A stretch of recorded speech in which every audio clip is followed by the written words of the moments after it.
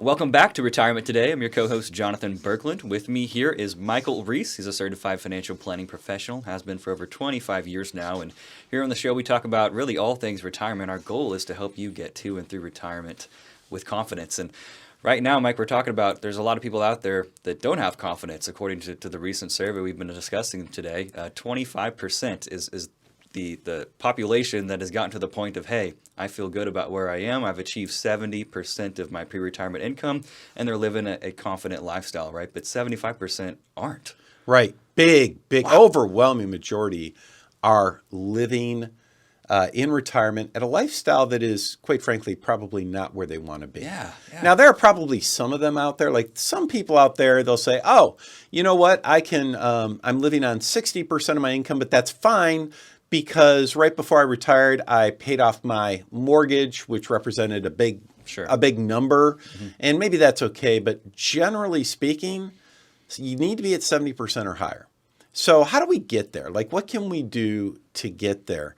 One of the bigger challenges, so I'm going to kind of throw out some challenges here. Yeah, definitely out there. Yeah. Why do we have challenges? Well, one problem is, one of the reasons that our income in retirement is so low is because we're all living longer. And so our money has to last longer. So instead of our pot of money lasting for 15 years or 20 years, maybe it's got to last for 30 or 35 years. Naturally, you can't take out as much income when it has to last longer. Right. And what's happening is, here's the funny thing. As people are living longer, studies are showing, though, that we're not working longer. Yeah, that's right. We're still calling it quits around the same time. We're still calling it quits, oftentimes in our early 60s. Yeah. So instead of, hey, if I retired 62, hey, when life expectancy was 80, that was 18 years. And now life expectancy is closer to 90. That's 28 years. So it's a bigger job. So one of the things that this article actually does is it gives us suggestions on, what could we do to shift from the 75% of people that don't have enough income in retirement to the 25% who do. And one of their suggestions was, hey, just work longer. Yeah. Now, by the way, is that the suggestion that people want to hear? That sounds fun. Yeah, I think we certainly went over a lot of potential clients with that line, right? Or just work longer. That's the solution. So here's one idea, though, for you. You may not want to work longer. Right? We talked about this on, I don't know if it was last week's show or a couple weeks ago, but we were talking about how a lot of people, now that you have to go back to work, so maybe you're listening to us, you're in your car and you're like, I hate this darn traffic. Yes. I hate commuting. I want to stop this commute. It's killing me. Yep. And maybe at work, there's just more and more pressure at work and I need a change. Remember, you don't have to go from working full-time to full retirement, retirement full-time. Right. You don't have to go from one to the other. There's always intermediate steps you could take. Maybe the right answer is stop working full-time, but maybe start working part-time as you transition to retirement. That might be an idea. Yeah. Right? Yeah. That helps a lot of people. Now, but there's a couple of things they talk about in this article that I think that are actually real decent solutions. One has to do with optimizing your Social Security benefits. Yeah. I can't tell you how often when I talk to, a couple, let's say, you're listening to the radio show, you call in, you want to talk to an advisor. So you call in, you talk to Jonathan, and for whatever reason, Jonathan puts you with me. I feel bad. I feel bad for you. Like if I were in your shoes, I'd want to talk to one of the advisors too. But maybe they're just super duper busy, and I'm catching the overflow, right? Sure. Which is kind of how it works in our business these days. So you talk to me, and it seems like a lot of the people I talk to are getting ready to retire soon. Jonathan, I'm noticing. Tell me if you're seeing the same thing. I noticed that they want to take Social Security right away.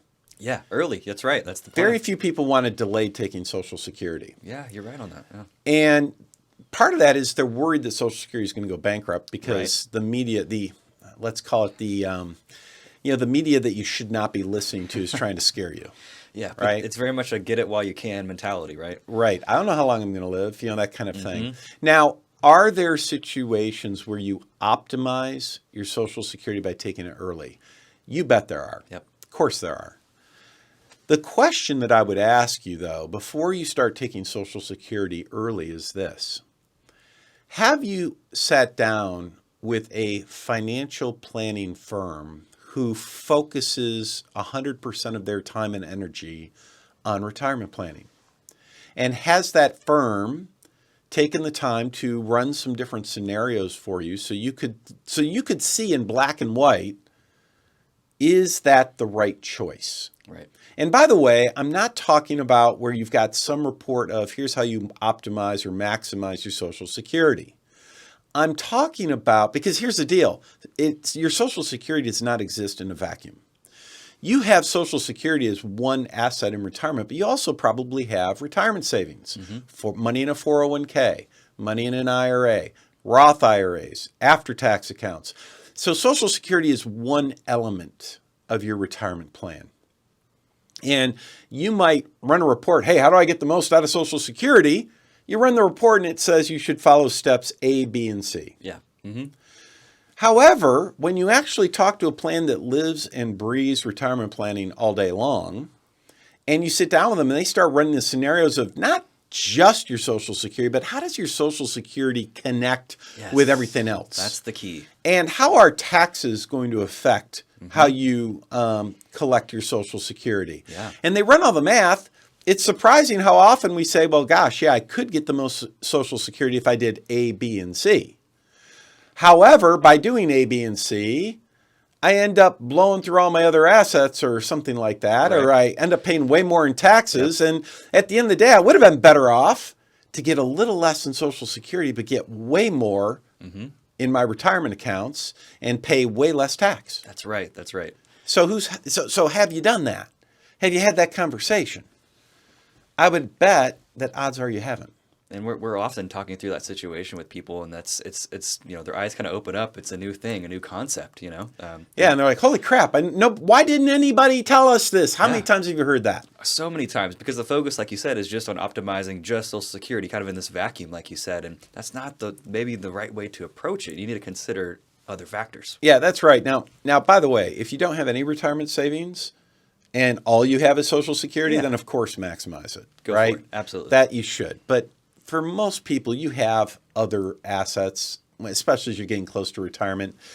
Make sure you're being smart about this, right? So optimizing Social Security is certainly something that you want to do. Now, what does that look like? Well, it might mean, instead of taking Social Security right away, maybe if you're married, one or both of you should wait a few more years. But does that mean you have to wait all the way to 70? No, not all the time. I had someone recently where the answer was, hey, don't take it right away. If you could just wait 2 years, just wait 2 years, look at how much benefit this would bring you with your retirement planning. Look how much longer your money would last if you just waited 2 years on your Social Security. And so it's not like, oh, if I'm going to wait, I have to delay all the way to 70. Right. You don't have to do that. That's right. All the time. Sometimes it makes sense, but not all the time. So I think it's really important when you look at your retirement planning, make sure you are truly optimizing your Social Security, not on its own in a vacuum, but instead how it coordinates. How does it coordinate with the rest of your planning? Are you really making the sum greater than, how does it say, the whole greater than the sum of its parts? Exactly. Or are you focused on, hey, I just want each part to be really good and hopefully that'll work out? Right. But that's not a good plan. No, you got to bring it all together, and including taxes. Let's not forget taxes, because taxes are a subtraction of your income, and that can definitely cause problems, especially when you're not aware how they work. So anyways, we're kind of getting close to the end of this segment. As we do at the end of each segment, as you're out there listening, you're thinking, man, I don't get this help. This is the kind of, I need to talk to somebody like this to really help me figure this out. I want you to be the kind of person, as you're listening, I want you to be the person when you do retire. I want you waking up in the morning thinking, hey, I've got my bases covered. I don't have to worry about my running out of money. I can instead focus on what makes me happy. So if you feel like you're not quite there yet, you want to try to get closer to that point, it's free to call us. Let us put together for you a free personalized Retire Right report. You want to retire right.